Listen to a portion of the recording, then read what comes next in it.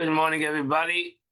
As we go to the chitas of today, we're holding today.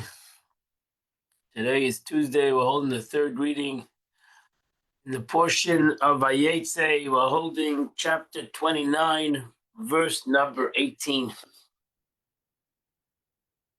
Vayev Yaakov es Rachel. Yaakov loved Rachel. Vayema, and he said, Avdecha sheva sham. I worked for you 7 years. Berachel bitcha katana, for Rachel, your younger daughter. She says, this is a short while, Yaman Achadim, that his mother mentioned. He says, you're going to go wait for me for a few days. So remains with him for a while, Yaman Achadim. You can see this, that's written in his eyes, it was Ki Yaman Achadim. So Rivka said, after a couple of days, I'll come pick you up, which these are the few days of 7 years that he worked for her. Rachel bitcha ktana. Why did it mention all these details? Rachel, bitcha, Rachel, your daughter, was the youngest. Because he knew Laban. Laban had a reputation that he was a ganav, he's a swindler. So he said to him, I will work for you, Rachel. And should you say that it means another Rachel from the street, so therefore the Torah says your daughter. And should you say, I will change Leah's name and call her Rachel? Therefore it says your younger one. Despite all this, it didn't help. And Laban deceived him. So Laban said, it's good, better for me to give it to you than to give it to another man. Stay with me and hate. Marry her. So Yaakov, we worked for Rachel for 7 years. And it was like to him for a few days. Because of his love for her. Yaakov, and after 7 years, he said to him, he says, now it's time for me to get married. Now he's close, he's in his 80s. My days have been filled. And I want to get married. Now she says, this is what my mother said, a couple of days. Furthermore, my time is up. I'm already 84 years old. And when will I start producing the 12 tribes, which I know I have to bring to the world, 12 tribes? So when am I going to start? If not now. This is the reason it says, so I can engage in a marital relation with her. Surely even the most common people don't speak in such a manner. However, Yaakov spoke this way because he had intention solely to father truly said, listen, it's time for me to establish a family. You expect me to stay here forever and never get married? It's time for me to get married, and I take me to have a family. Yosef loving the Kalanchi Amakim, and he loving gathered all the local people. Yas Mishta, and he made a big party. And it came in the evening at the end of the party. He took Leah, his daughter, and he brought her to Yaakov. And he had a relationship with her. And then Lavan gave Zilpah, the bondswoman, to her daughter. When he woke up in the morning, Yaakov beholds that it's not Rachel that he slept with Leah. So he tells Lavan, why did you do this to me? I worked for Rachel. Why have you deceived me? Now she says, what happened over here at night? He didn't know it was Leah. So this was in the dark. It was in the pitch dark. So therefore, Yaakov gave Rachel secret signs, simanim, that he would know that it was Rachel in the dark. However, when Rachel saw that they're bringing Leah instead of her, she said, now my sister will be put to shame. And she went and disclosed the signs to Leah, which later came to her merit. I didn't deceive you. I had no choice, because that's not the right way to do things. You cannot give the youngest before the oldest. You can't give the so therefore, I had no choice. He was responding to his deception, and therefore, Mali Shvua Zeis. You know what? Wait a week. We need to lagam Zeis, and we'll get married. I'll marry you off to her too, to Rachel. But you'd have to work. You'll have to work another 7 years. Now she says, first of all, Mali Shvua Zeis is the word is a Shvua. It's a constructive form, a vocalized rachat of Shvua Zeis, meaning that it's a week. Let's go to the next Rashi. Nitna lacha, and then we'll give it to you. Nitna is a first person plural form. Nerda nitna with the hey. Gamezos, immediately after 7 days of the festival.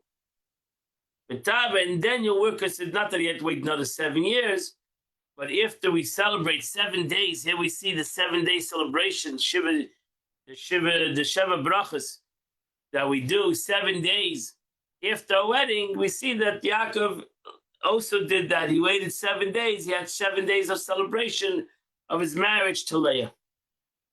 Yes, Yaakov came, Yaakov did that after he completed the week. And then he gave her Rachel as a wife. Lavan gave his bondwoman Bilhah to his daughter as a shivcha, and now he had 2 wives, Leah and Rachel. Vayave Gamel Rachel, he came to Rachel. Vayaves Rachel Leah, and he loved Rachel more than Leah. Vayave Dima Eich Sheva Shalom Acheres, and he worked another 7 years for her. Now she says Acheres is compared to the first ones. Just as the first one worked faithfully, so too the latter ones, the next 7 years, they worked faithfully, even though this was a deceitful act. And really, he shouldn't have had to work another 7 years because he was deceived. But he made a deal, and he completed his deal. And David just saw that Leah was hated. But he opened up her womb. But Rachel Akara, and Rachel remained childless. And Leah conceived, and she had a son, Tikash Reuven, and she called him Reuven. She said, Kira Hashem ba'ini. He said, Reuben, that the Eibishter saw my pain. Yata Yavani Ishi. Now that I bore him a son, Reuben, look at the son, he will love me. Now she says, our rabbis explain, she said, we know that the matriarchs were prophetess.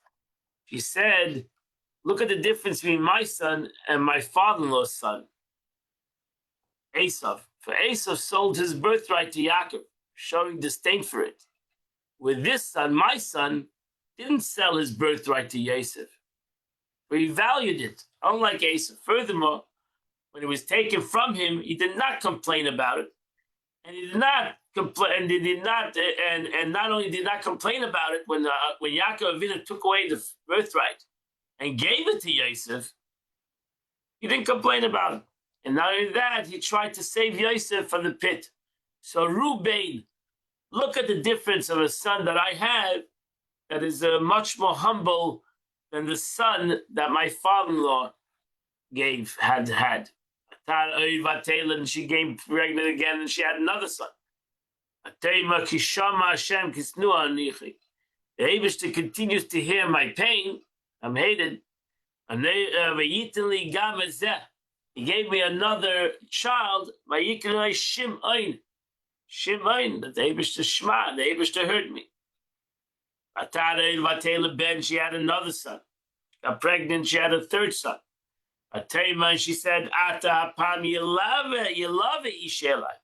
Now my husband will become your love, who want me. He lied to Shleish Labadim, because I have had for him 3 sons. Cain Kaddish Shmo Levi, therefore he called him Levi. Now she says, again, the matriarchs were prophetess. They knew that they have to have 12 children that would produce for Yaakov, and he would marry 4 wives. They knew that already.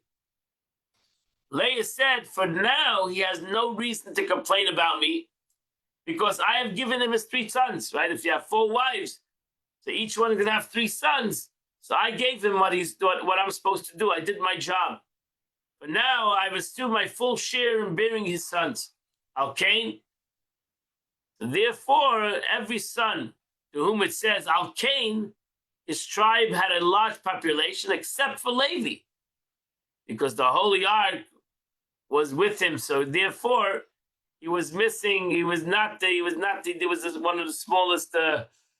One of the small Cain. Therefore, Kaddish Shema Levi. Concerning all others, it's written she named him. Where over here it says he named him. So who is the he in this pasuk? In every place it says that all the other children were named by the matriarchs. They gave him the name. Over here it says Kara, it's masculine. So the God explains in Eila Divrei Rabbah that the Holy One, blessed be He, sent an angel, Gabriel, who brought Levi before him, and God gave him his name and gave him the right to receive the 24 priestly entitlements.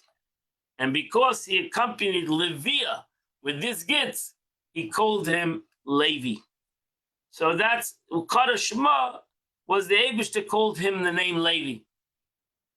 Atad El Ben, and she had a 4th son. Atema Apam Eidas Hashem. So now she said, there's nothing, I'm not going to even talk about my relationship with my husband. Now I have to thank God. Cain Kaddish Shema Yehuda. That's why he called him the name Yehuda. Yehuda means that Eidas Hashem, Yudkei Haida. I'm thanking HaKadosh Baruch Hu, Atam Meledes, and she stopped to conceive. Now she says, I thank God for I've taken more than my natural share. Therefore, now I must give thanks to God. Chapter 30, verse 1. So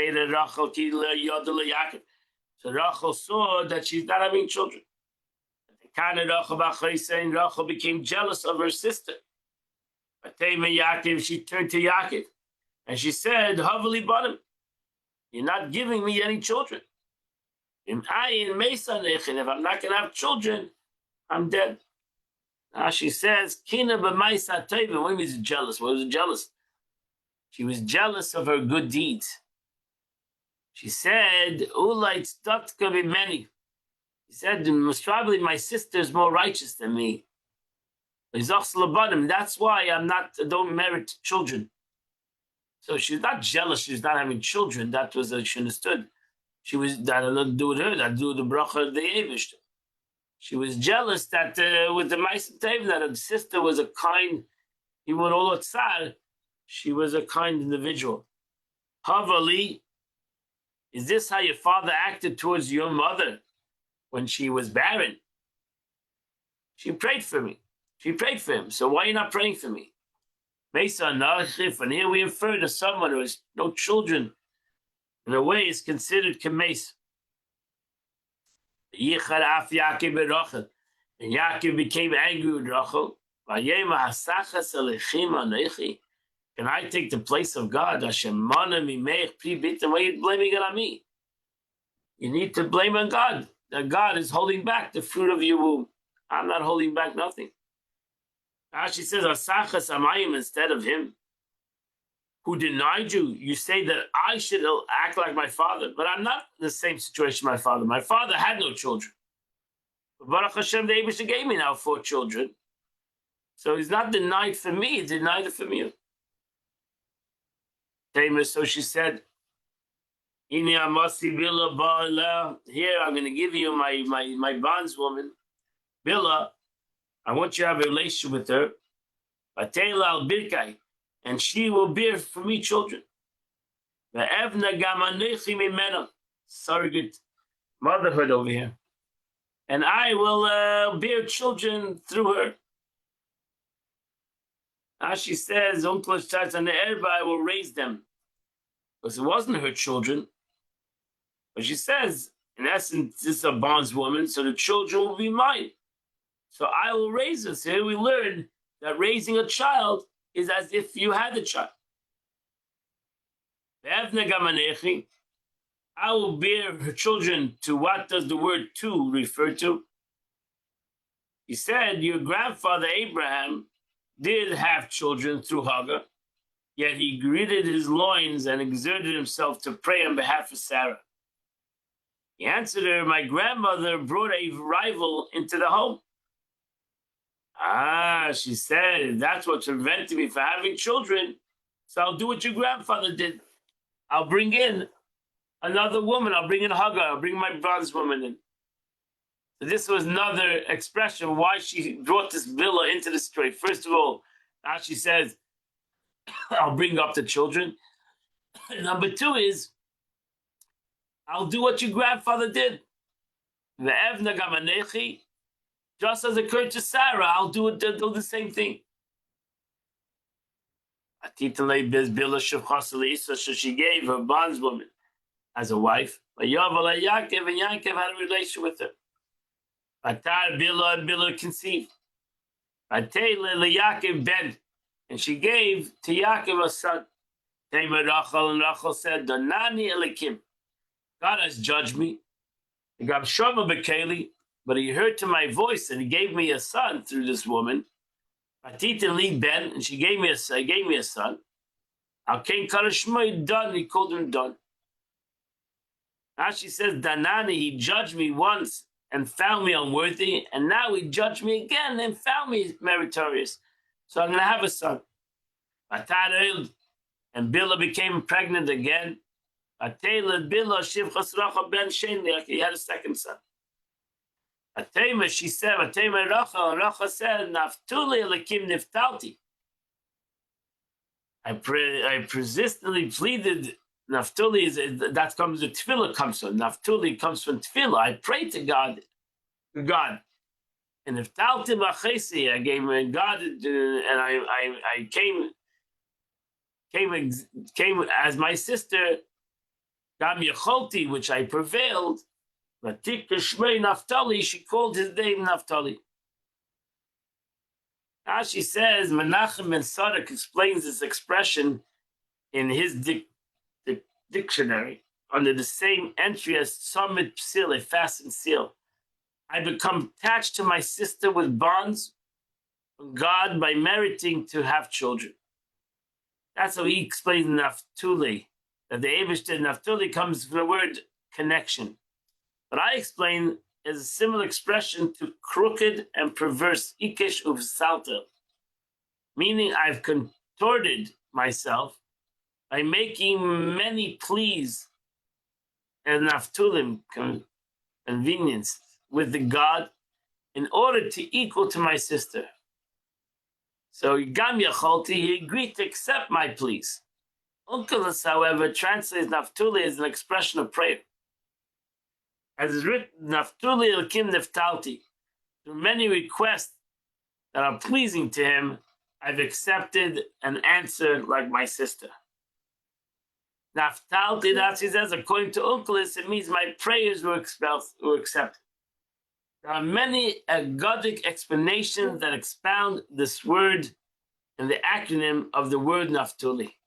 So you can look it up and you can see the different interpretations to this word. So when Leah saw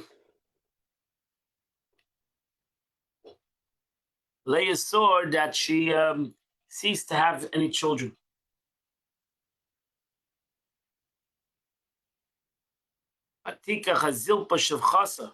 So she took the bondwoman with Zilpah, and she gave to Jacob as a wife.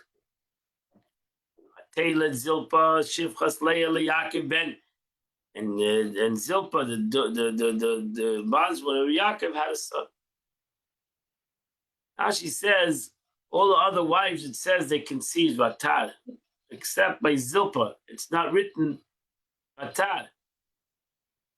Except Zilpa because she was younger than all of them and a child in age. So her pregnancy was not noticeable.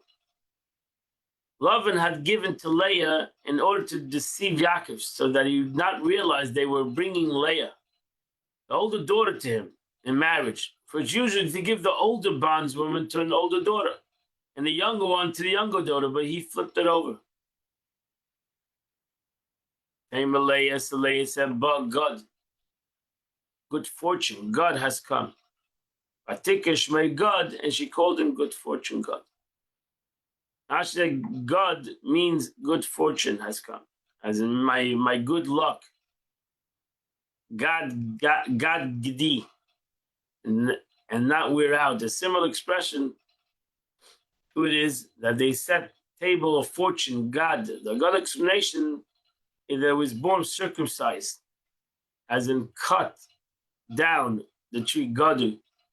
But according to these explanations, I do not know why it's written in one word, but God. Another explanation, why is it present?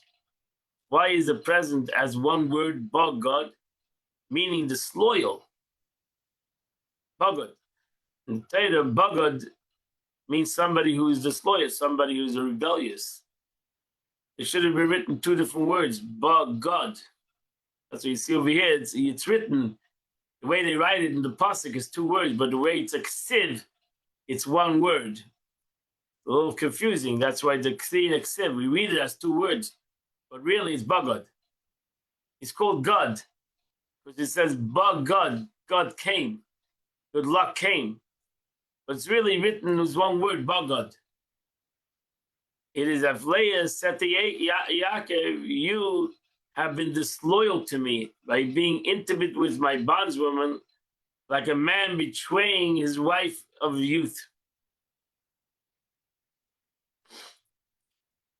They were giving him Musa, that she gave birth. That he had such a quick response with his bondswoman.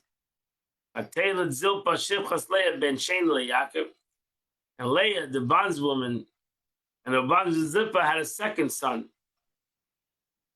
Atema Leah ba'ashri, I will be praised. Ki ashruni b'nois, for young woman will praise me on this account. V'atikrish by Asher, and she called his name Asher. Asher means praise. So at this present time, we have now Yaakov Avinu has 10 children, 4 from Leah, 2 from Bilhah, and 2 from Zilpah. So he has 8 children at this present time. He has 8 children. And that ends the Chumash for today. Now I'll go to the Tanya of the day. So now, Alter Rebbe explains the neshamas, the way the neshamas of the world of Atzilus, even Moshe Rabbeinu, and the neshama of the world of Atzilus, that even the neshama is created from the world of Atzilus. Alter Rebbe explained, Api Kabbalah, when you say a neshama comes from the world of Atzilus, means it's created through the vessels, through the spheres of the world of Atzilus. Now, when you say that a neshama is created from the vessels of Atzilus, that means it's created from the outer vessels. So that's why Moshe Rabbeinu said, that the Moshe Rabbeinu wanted to see the pnimius of his essence, the pnimius, the chesed, the oil of chesed. The Eibush says you can only see acharayim, you only can see the backside, you only can see the outer shell, the vessel of the world of Atzilus, of the midas, of the attributes of the world of Atzilus. But you cannot see the essence. Avraham Avinu said the same thing. I am chesed, but since my neshama is created from the vessels of Atzilus, so therefore I'm but ash and dust and ash to the urn of chesed itself. That's all on the Neshama. So that's why even in the Neshama that receives, that is the highest level of Neshama of Moshe Rabbeinu, cannot receive the essence of the God. Surely not the essence of God. It cannot even receive the essence of the spheres of Atzilus, of the will of emanation. It surely cannot receive the essence of HaKadosh Baruch Hu. It's above and beyond the capability of the Neshama. The Neshama will be totally nullified. So the performance of mitzvah, however, as the Alter Rebbe will now explain, connects a Jew with the essence of divinity. When he holds an estic together with his hand, with the other three kinds of vegetation, and fulfills the mitzvahs of estic, 4 species on Sukkot, you should realize that when you hold an estig on Sukkot, which we just did a couple of months ago, you're holding the Eibishter. You're holding the essence of divinity. And so too, with regarding any practical mitzvah. When you put on tefillin, you're grabbing the Eibishter. Because the mitzvah is batal. Because the mitzvah is totally nullified to God. The neshama is not totally nullified to God, but the mitzvah is totally nullified to HaKadosh Baruch Hu.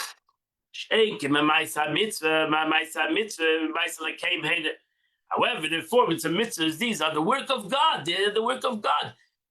Every mitzvah is mitzvah shel HaKadosh Baruch Hu. That's how we take 4 species, and that's the words. It's a pasuk in the Torah.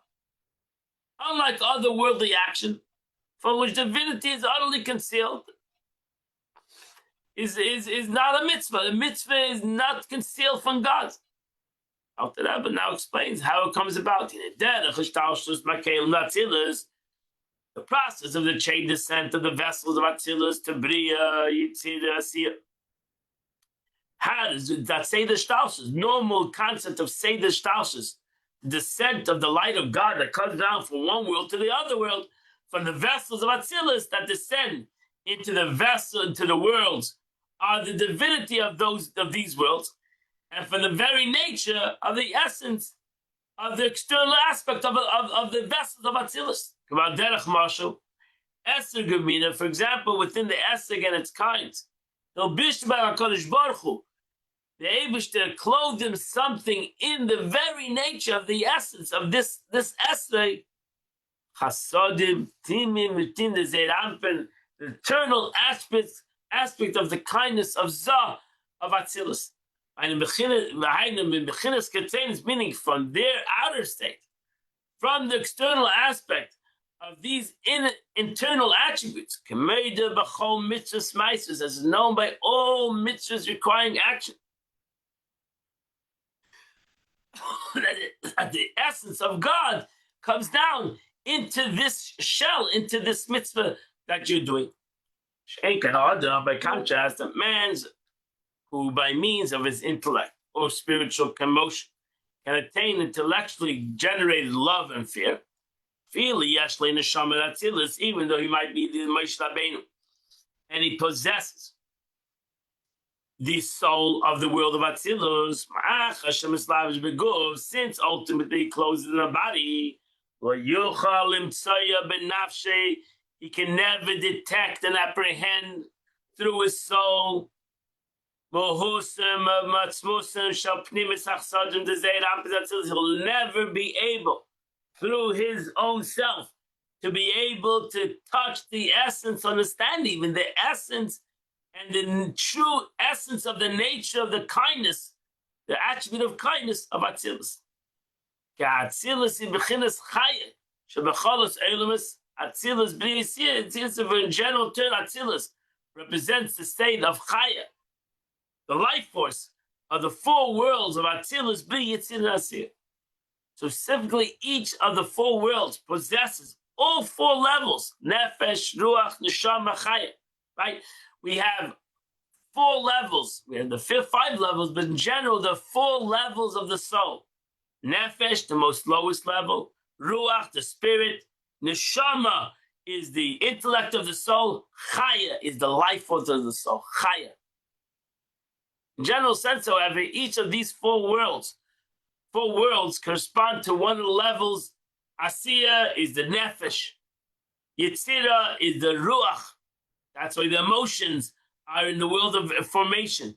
Bria is the intellect. That's why over there is the concept of neshama, the intellect of the soul. And Atzilus is the life of the soul. And then you have Yechidah Shem Nefesh, the oneness of the soul, that is Ein Sof. So even the Chaya, so when you say Atzilus, comes into Bria. When we say Atzilus, Atzilus is one with the Eibushter, so to say, one with Ein Sof. So how does it come into the world of Bria? It comes in the Eif Makif. If it comes in it comes into it as a encompassing light. So Chaya, the life of Atzilus, comes into Bria, comes into the lower level, but it comes in encompassing light. Surely into the world of formation, surely into the world of creation.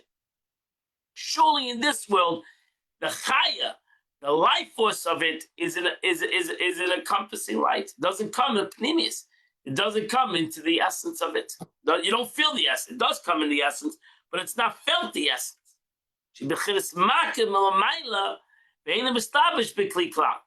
It denotes encompassing, transcendent, not being vested within a vessel whatsoever.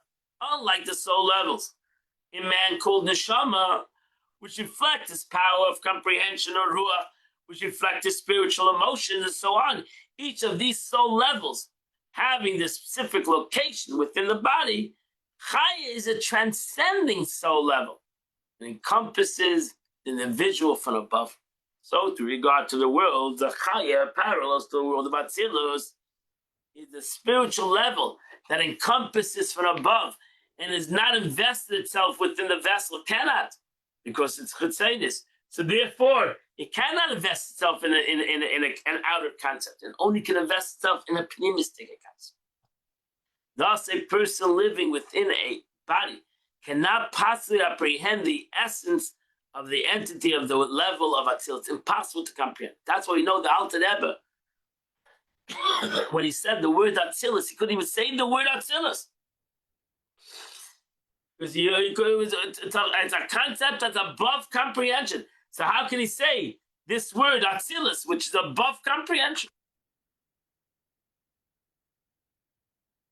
The only thing that a person can comprehend is mitzias, is existence. He cannot comprehend his mahus, his essence. Remember, we had those two words, mitzias and mahus. So a person can only comprehend the ultimate level of his mitzias, of his existence, which could be very high. So you can reach up to the level of the basic existence and the emotions of existence and even the intellectual kind of thing. But the mahus, which Moshe Rabbeinu also asked, I want to see the mahus, I want to see the essence of existence. The Eibush says you can't see it. Because ultimately, even though you're in the Neshama of Atzilus, you cannot see the Chaya. You can't see that.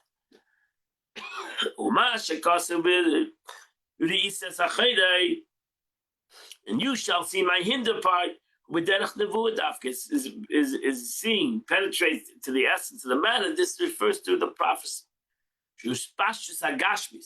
For prophecy entails the investment of the physical.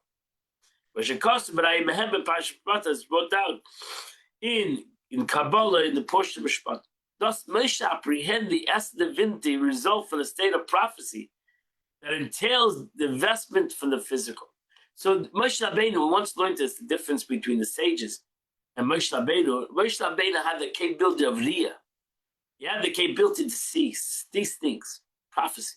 He had the capability to see things that the people could not even, that we cannot understand. The later generation, the great sages had the capability of understanding things, what the prophets couldn't see. So the prophets saw things. That's how you learn. You read the prophecies of the prophets. Some things you don't understand what they're talking about. They saw things that we cannot comprehend. We have to comprehend what they saw, which we really cannot comprehend what they saw. And therefore, we have some kind of comprehension in their visions. But they saw. And that's what it means. Moshe Rabbeinu saw it. They didn't understand it, but he saw it. He couldn't comprehend it. And that Moshe Rabbeinu wanted to not only to see it, he wanted to understand it. Because ultimately it's impossible for a human being to comprehend, to grasp, to see it maybe, through Nevuah, which the prophets did see godliness through Nevuah, but they couldn't comprehend it. Which could comprehend your Creator. Without comprehension by a human being, there's no real investor that you grasp it. With there's no true cleaving. Man is thus incapable truly of cleaving to the God's attributes, especially to the attributes of Atzilus. In the light of above, it's clear that the love and fear of God that a Jew generates through meditation, through prayer, grasps and cleaves no more than the external aspects of the existence of God's divinity and not his essence.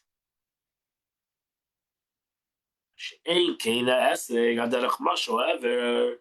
as going back to the mitzvah of an esrog,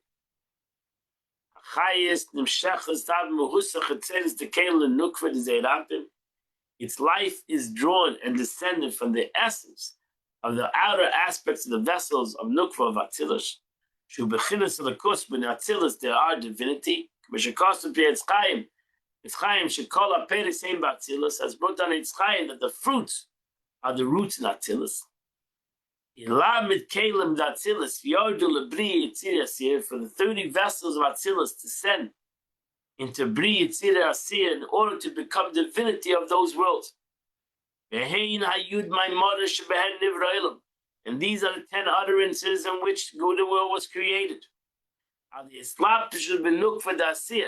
Through they were enclosed in Nukva, which is Malchus of the world of Asir, in the Mahus, essence in essence.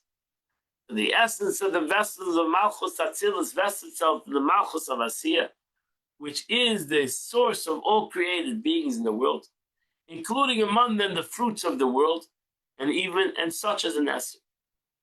While the godness found in the other physical matters are concealed, in an object used for mitzvah, it's manifest. We're grabbing the esrog, you've transformed it now into a mitzvah, the mitzvah lulav and esrog. And now it lost its physical dimension. It became a concept of a mitzvah. In Kabbalah, because the vessel of Atzilus become neshama asiyah shebechinas alakus mamish, because when it comes to mitzvah, the vessels of Atzilus became the soul of Asiyah, which actually is a state of divinity, and therefore now this physical essence, which is a fruit, has now become a dvar mitzvah, has now become an actual mitzvah. And so too, this happens. If you take a cloth, if you take parchment, you write a sefer Torah on it, it becomes a holy object. Because divinity resides in this physical object. The Yifish of Atzilus, because in Atzilus, he and his vessels are one.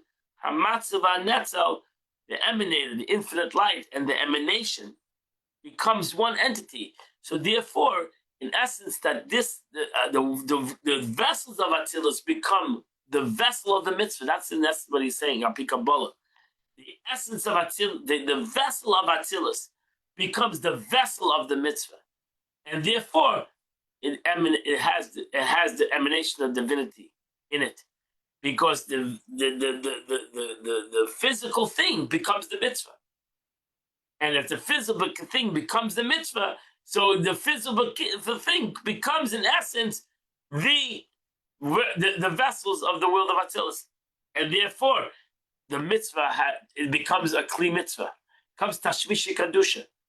That's why we have that expression, right? So now the siddur becomes holy. I use the siddur. The siddur becomes holy. I have to respect it. I have to not destroy it. I have to bury it. it becomes a tashmish kedusha. So to a person that does mitzvahs, it becomes a tashmish kedusha in a way. He can become physically tashmish kedusha. That's why you have to respect the body too. So the body, in a way, can come holier than the neshama in this concept. The body can become a higher vessel than the neshama itself. Why? Because the body, when that does a mitzvah, the body becomes batal to the mitzvah that it's doing. While the neshama will never become batal. The neshama will always have a degree of its own entity. It's a very deep concept of Chassidus. It flips everything over in a way that the physical becomes more important than the spiritual. The spiritual, in essence, the meaning is the spiritual comes from Seder Stalstus, comes from the concept of the descent, and therefore can never reach to a higher level than what it's capable of. If it would reach to a higher level, it would become nullified it lose its existence. That's what Moshe Rabbeinu did, and that's what the sons of Aaron ultimately did. That's why B'Kreva Kodesh. That's why Moshe says to Aaron that our sons are greater than us, because we never reached up to such a level. Because we would never bottle like that. We never nullify ourselves totally to that, and we can't. But a mitzvah can. And the Eibusha says the mistake of Aaron's sons was that you could do it in this world, beguf. That was their mistake. That we could do it in a physical way. Because the physical concept doesn't come through Seder Shtalstus. The physical concept comes straight from its source. And therefore, the physical concept can actually reflect godliness in a way, because I can evatel the physical, I can nullify the physical aspect to its total spiritual concept, which we do. We take a physical thing and we nullify it. We take the lulav and esek, we make it a mitzvah. It's not anymore a lulav, it's not anymore a palm band, it's a lulav and esek. It's a mitzvah.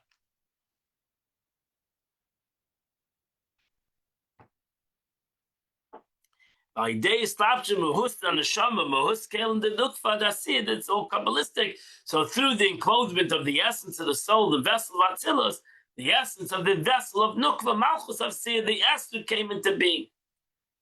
So therefore, my friends, when you grab the Esther for a mitzvah, and you wave the Esther like the Lacha says, you're grabbing the vessels of Atzilus. That's what's happening.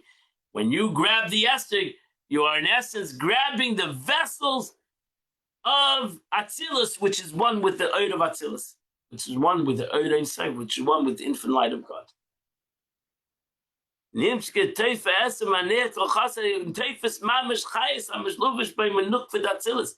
actually holding the life force, which is clothed within it, which is derived from Malchus of the will of Atzilus. You're pushing, grabbing Malchus Atzilus. Which Malchus of Atzilus, which Malchus of Atzilus is totally bottled and united with the infinite light of God, which is cause and effect. So in Atzilus, we learned that in the world of emanation, over there, they feel the cause and effect. The vessels of Atzilus feel the effect of Atzilus, the Oid of Atzilus, and therefore, grabbing, we cannot grab Oid of Atzilus, we can grab Malchus Atzilus, and Malchus Atzilus is bottled to the Oid, and therefore we're grabbing the Oid.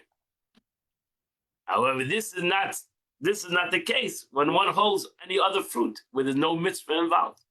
So if I decide to take an apple and use it as an esrog, then I'm not accomplishing that aspect, and therefore I'm not grabbing God. And that's why kilchasa. That's why the important thing is over here, the word kilchasa. I do it according to the law.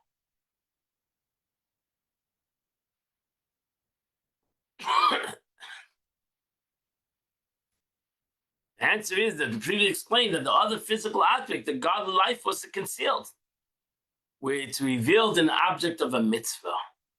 But these are the works of God. The Eibush said a nestig on Sukkot is a holy object. If I take it for a mitzvah, it's a holy object. If I take parchment and use it for tefillin, it's a holy object. So that's the power of a mitzvah. As it says, as we say, as its expression, that when I do a mitzvah, when I grab a tefillin, when I grab the money and put it in the pushka, I'm grabbing HaKadosh Baruch Hu.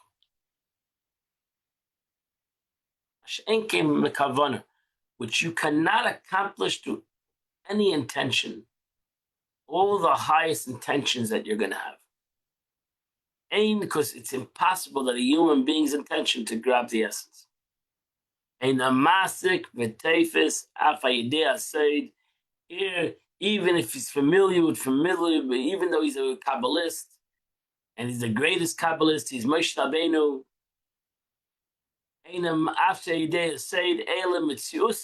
That's all you're going to grab to the highest level. You'll grab its existence. You cannot grab its essence. So therefore, even Moshe Rabbeinu, with all his comprehension, could not grab the essence of God. The only way he can grab the essence of God is the mitzvah. That's why, again, Moshe Rabbeinu wanted to go into so this entirely unlike holding a physical esrog and performance of mitzvah with it, at which time one grabs the essence, perhaps the essence of the physical essence together with its source in divinity. And now the Alter Rebbe says we can come to something else, not only by doing the mitzvah you grab the essence, but by learning the mitzvah. Learning about the mitzvah is also accomplishing that.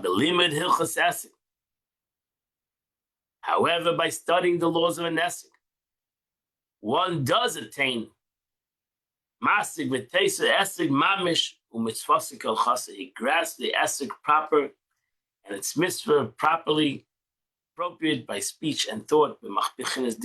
That's why it's important to learn the halachas of the laws of esrog. For here, he's articulating and understanding or thinking about the law of the physical esrog, whose essence he grasps, and not its spiritual intent in the heavenly realms.